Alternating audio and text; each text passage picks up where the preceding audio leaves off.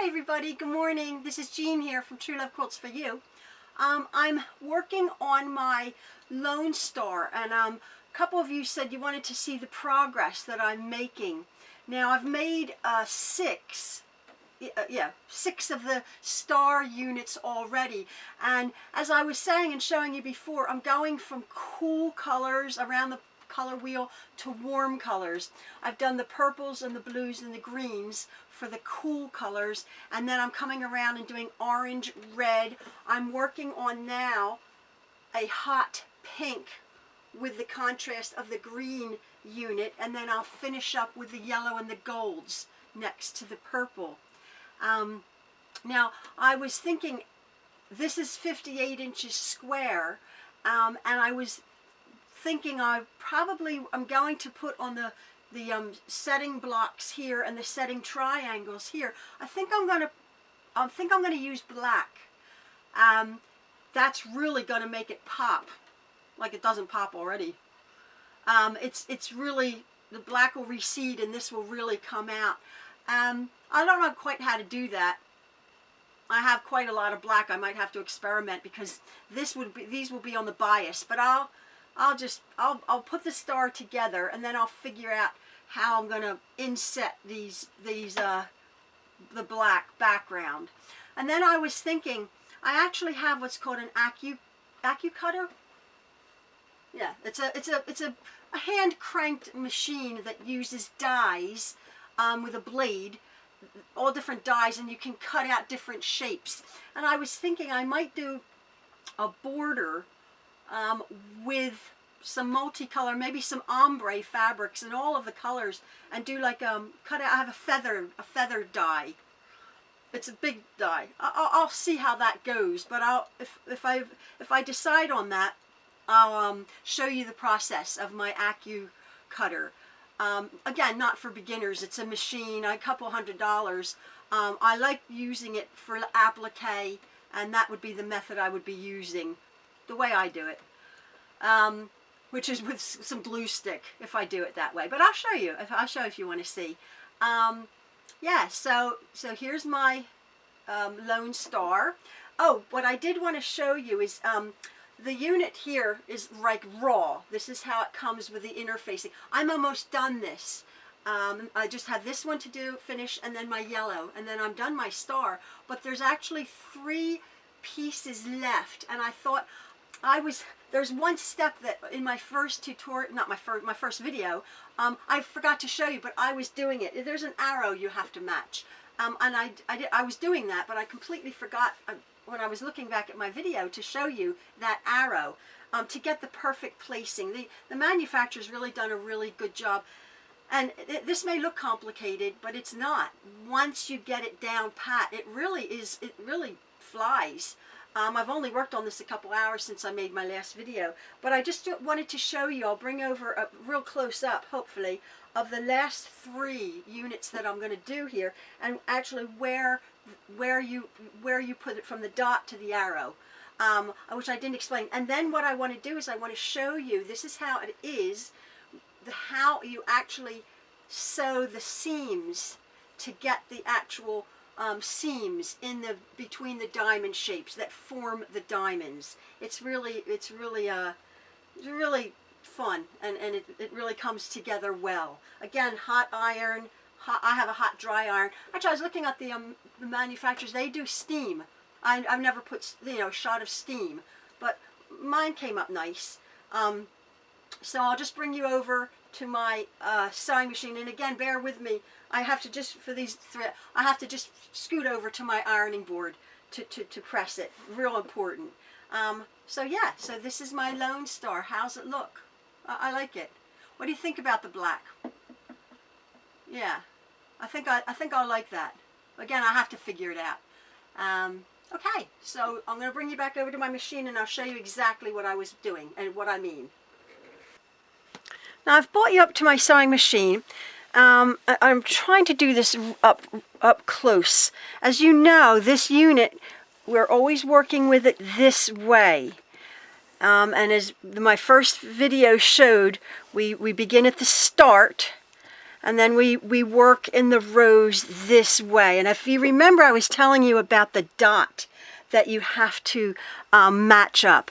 Now on here, hopefully we can see it. Remember, it's the second dot. Now we're working, again, I was telling you, we're going to be putting this rectangle, and the diamond is down here, but as I was saying, don't get confused, you're stitching up here. It's really funky, it's really lovely. Now hopefully you can see, am I in? Yeah, hopefully I'm in the frame. Here's the dot that you, and remember our objective is to go from corner to the dot to corner down here. But I forgot to show you, hopefully you can see on this printed interfacing, there's an arrow right there. There's a little printed arrow. And that arrow, there's the arrow there, there's the arrow there. That arrow is directly across, from the manufacturer's made it directly across from the dot. So what you do is you put your fabric point, corner, to the dot, and then the long side of it, you find the arrow, which is there, and you line it up. Now again, the manufacturer, I'm on the last row, so it's a little bit difficult. The manufacturer has said just fuse that down and then peel it back. I don't love that because you're fusing and you're peeling the fabric back. You can do that by all means. That might have shifted. You have to be careful because again, our objective, it's a little bit odd here with the pins. Our objective is to stitch from this corner to this corner, and I've matched it up with the arrow. And if you remember, you do that, you put your pins in, and then you turn it around, and then you shift it, and here is our stitching line. I'll put my needle down right in that hole. Hopefully you can see, right in the hole. I have to cut away some of these threads. It's important. And then I'm going to stitch right along to that, right along the seam. Go slowly, and then to that dot. Right into the dot. Very important on this grid that you stitch it right to the dot. Let me come around, and there we go. As you can see, as I was saying before, our objective is to go from that corner down to this corner here. So now we're going to trim it, and I did fuse that a little bit, that piece. We're going to trim this back. And I was watching their video, and they actually, I'm going to just take it over the sewing machine. They actually take it away and trim the quarter inch with an actual ruler. I don't, with an actual rotary cutter and a ruler. I don't do that. Okay, just two more. So I have my pink that I'm going to be doing, and I'm going to find my dot, my second dot, which is there, and my arrow. That's the important thing also. So you find your dot up there, and then you line it up with the arrow. And that's very important. It's a little bit fiddly because there's not a lot to pin to at this point. I'm going to turn this around, find my dot, needle down. It's fiddly at this point because we're coming to the end. I just have one more piece to go. Oops, my pin's in the way. I guess that's why they say fuse it, but I quite like to pin it. And then right to the dot.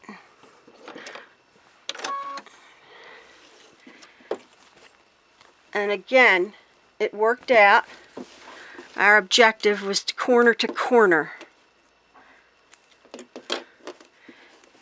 And then again, if you have a light fabric and then a dark fabric behind, make sure you trim the dark fabric really close, and then the lighter fabric a little bit further away, so that when you turn it over, and remember we're matching this dot here, that corner goes to that dot, nothing is shadowing. You're not seeing any shadows at all. So I'll just fuse that quickly. See, as you can see, I just roll it over to my I just roll it over to my ironing board, and it's really, really quick. Somebody said to use small, like an applique, yeah, like a little mini iron. I actually had one, and I didn't love it. Yeah, I didn't love it. It kept falling over, and it kept burning my fingers, and I thought, oh, well, I can do this. So I find my second dot. We're on my last piece. There's my second dot right there. On my second dot, and then line it up with this arrow. There's the arrow there. Line it up. Again, I like tone-on-tone weights. This is a tone-on-tone. So make sure you have if you're using a tone-on-tone, make sure you have the correct side of the tone-on-tone. This is our last piece. I'm going to come over to my, you remember I have the white in the, this will be in the very center. Funky way to do it. It's really cool though. And quite a lot of the times I've made about 4 of these, and they all sort of turn out a little bit different because, you know, your placement of fabrics, unless as I've said before, you do like a color, like a crayon, and actually, or even put fabric swatches. Now again, I'm going to trim this pink, even though it's light, it's behind the white. Trim that, and then I'll trim the white off. Again, I don't have to take it away and go to a rotary cut or anything. And there we go. I'll trim that, press that up, keeping it nice and straight. And then as you can see, this is what we end up with, all right? Hopefully, yeah, I'm in the frame. So I'm going to just pull this back slightly so we can get a little bit of a bigger picture here. Let me just see. Forgive me just one second. I'm just trying to see if this is in focus. Yeah. So now we have this piece here. And do you remember we had this white in between?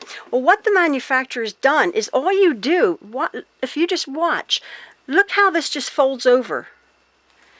It folds over right on a line that you have to stitch now. There's just a solid line, and it actually folds over on what is like the dashed line. It's really quite amazing. Oops. Oh, let me see. So I've just folded it over. Now hopefully this raw edge here, these raw edges will be caught in the seam. I was a little bit bigger there, so we'll see. This all gets caught in, and it's pretty much a 1/4 inch seam, the manufacturer. So you start, there's a line where you start. You actually have to start at their line, right up there, and you stitch along. And hopefully that they do it so that this is where you're matching your points of your diamonds. Some of them turn out not exactly, but I mean, I couldn't do it, you know, any better. So I have to cut those threads away. I go right down to that line at the bottom. That's very important, actually, to sew and to cut exactly where they say. Now let me see how that's turned out. Oh, see. Oh, it's beautiful. Can you see this? Can you see the dots? I mean, the diamonds have matched. This one I was slightly large. Yeah, I was slightly large. So I'm going to go back. It's literally just a hair.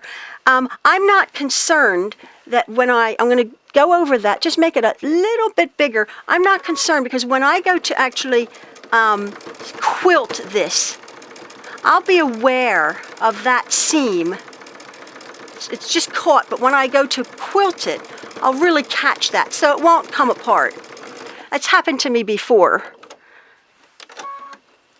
And I'd used a really tiny stitch right there. So I'm quite confident that I've caught that pretty good in that seam. And look at my diamonds. Like, isn't that the coolest thing? Now let me just flip this over here. I know I'm becoming a bit redundant here, but I think it's exciting. And if you're interested in making this, it's just really, start up at the top there. You turn it over, and there's my second row. Look at that. I couldn't have cut these diamonds any better to match. I mean, it's just such a delightful process. It really, really is. I just think it's fantastic. Now, what I will be doing to finish this up, when I've finished all the seams, what you do is you turn it over and you press all of the seams one way, which sort of the way they go. This one is they're going sort of this way. And then you'll see here, there's another, I'll start down here, there's another dotted line, a straight line and a dotted line. What I do at this point to secure these, I'll stitch right along the dotted line, folding those seams over. It sort of just makes a nice straight line, as you can see. Makes a nice straight line. And then you come along and you just trim off about 1/4 of an inch all of this stuff here, and then that makes, see, I've done this edge, you just trim it right off. You just trim it right off, and then you have your nice even, you know, lines here. Well, this one I have to trim off, the actual interfacing. This is that is our first row that we've done. But you have two rows that you have to trim off your points here. So I'm just going to continue and finish up my pink and then make my yellow. And then my next little video, if you don't mind, will probably be me trying to figure out my black background. So my Lone Star is making progress. Thank you so much for following along with me. Again, not necessarily a tutorial, just seeing what I'm doing when I'm doing it. Thanks again, folks, for following along. See ya. Bye.